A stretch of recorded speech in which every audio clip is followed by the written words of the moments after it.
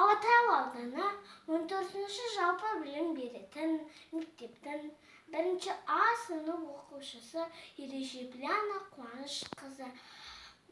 Абай Құнанбаевтың 175 жылдығына орай ғылым таппай мақтанбай өлеңін айтамын. Дайындаған жетекшім Орынбаева Қатшыға Мұхамедқали қызы. Челленджді өзімнің сыныптастарыма жолдаймын. Ғылым таппай мақтанба, орнын таппай баптанба, құмарланып шаттанба, ойнап босқа күлуге 5 нәрседен қашық бол, 5 нәрсеге асық бол. Адам болам десеңіз, тілеуің өмірдің алдында. Оған қайғы жесеңіз, өсе өтірік мақтаншақ, еріншек бекер мал шашпақ. 5 дұшпанын білсеңіз, талап еңбектеріне қанағат рақым ойлап қой.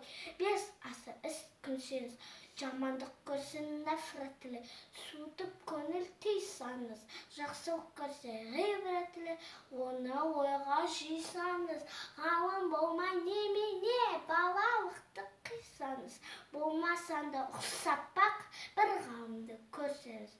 Ондай болмақ қайда деп айтпа ғылым сүйсеңіз, сізге ғылым кім берер? Жанбай жатып сөнсеңіз, дүниеде өзі, мал да өзі, ғылымға көңіл берсеңіз, білгендердің сөзіне махаббатпен ерсеңіз.